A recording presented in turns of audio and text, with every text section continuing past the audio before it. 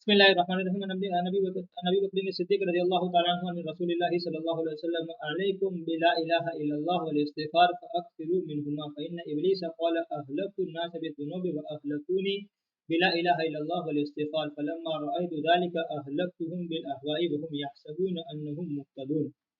हज़रत अबू बकर सिद्दीक़ रज़ियल्लाहु तआला अन्हु हज़रत सल्लल्लाहु अलैहि वसल्लम से नकल करते हैं कि ला इलाहा इल्लल्लाह और इस्तिग़फ़ार को बहुत कसरत से पढ़ा करो। शैतान कहता है कि मैंने लोगों को गुनाहों से हलाक किया और उन्होंने मुझे ला इलाहा इल्लल्लाह और इस्तिग़फ़ार से हलाक कर दिया। जब मैंने देखा कि ये तो कुछ भी न हुआ तो मैंने उनको हवाए नफ्स यानी बिदआत से हलाक किया और वो अपने को हिदायत पर समझते रहे।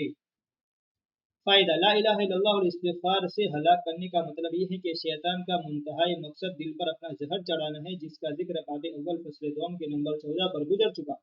और ये जहर जब ही चढ़ता है जब दिल अल्लाह के जिक्र से खाली हो, वरना शैतान को जिल्लत के साथ दिल से वापस होना पड़ता है और अल्लाह का जिक्र दिलों की सफाई का जरिया है। चुनांचे मिशकात में हुज़ूर सल्लल्लाहु अलैहि वसल्लम से नकल किया है कि हर चीज़ के लिए एक सफाई होती है, दिलों की सफाई अल्लाह का जिक्र है।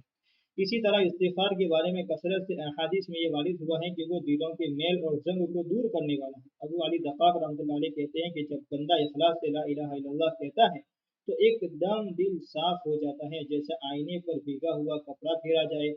फिर वो इल्लल्लाह कहता है तो साफ दिल पर उसका नूर जाहिर होता है। ऐसी सूरत में जाहिर है कि शैतान की सारी कोशिश बेकार हो गई और सारी मेहनत रायगा गई। हवाई नफ्स से हलाक करने का मतलब ये है कि नाहक को हक समझने लगे और जो दिल में आ जाए उसी को दीन और मजहब बना ले। कुरान शरीफ में कई जगह इसकी मजम्मत वारिद हुई है। एक जगह इरशाद है अफ़रअयत मन इत्तख़ज़ इलाहहु हवा व अज़ल्लहु अल्लाहु अला इल्मिन व ख़तम अला समइही व क़ल्बिही व जअल अला बसरिही ग़िशावा फमन यहदीहि मिन बअदिल्लाह अफ़ला तज़क्करून, जिसका तर्जुमा लिख रहे हैं कि क्या आपने उस शख्स की हालत भी देखी जिसने अपना खुदा अपनी ख्वाहिश नफ्स को बना रखा है और खुदा ताला ने उसको बावजूद समझ बूझ के गुमराह कर दिया है और उसके कान और दिल पर मुहर लगा दी और आंख पर पर्दा डाल दिया कि हक बात को न सुनता है, न देखता है, न दिल में उतरती है।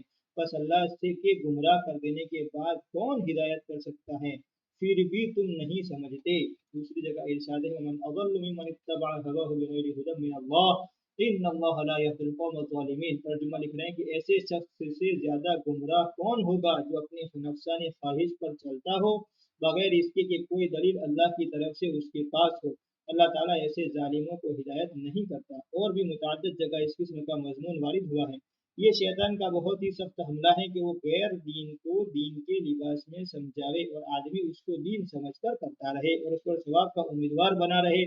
और जब वो उसको इबादत और दीन समझकर कर रहा है तो उससे तौबा क्यों कर सकता है। अगर कोई शख्स जिनाकारी, चोरी वगैरह गुनाहों में मुब्तला हो तो किसी न किसी वक्त तौबा और छोड़ देने की उम्मीद है, लेकिन जब किसी नाजायज़ काम को वो इबादत समझता है तो उससे तौबा क्यों करे और क्यों उसको छोड़े, बल्कि दिन ब दिन उसमें तरक्की करेगा।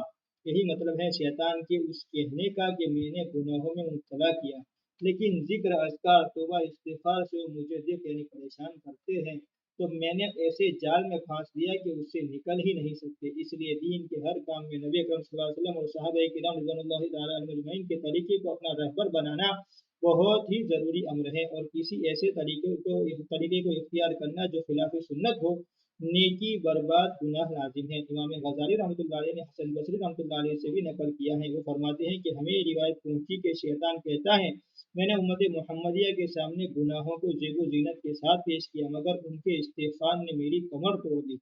तो मैंने ऐसे गुनाह उनके पास पेश किए जिनको वो गुनाह ही नहीं समझते कि उनसे इस्तिग़फ़ार करें और वो अहवा यानी बिदआत, नफ्सानी ख्वाहिशात कि वो उनको दीन समझकर करते हैं। और इब्न मुनव्वर रहमतुल्लाह अलैह कहते हैं कि अल्लाह से डर उस शैतान को मजमों में लानत करता है और चुपके से उसकी इताअत करता है और उससे दोस्ती करता है। बाद सूफिया से मनक़ूल है कि किस कदर ताज्जुब की बात है कि अल्लाह ताला शानहू जैसे मुहसिन के एहसानात मालूम होने के बाद उसके इकरार के बाद उसकी नाफरमानी की जाए और शैतान की दुश्मनी के बावजूद उसकी अय्यारी और सरकशी मालूम होने के बावजूद उसकी इताअत की जाए।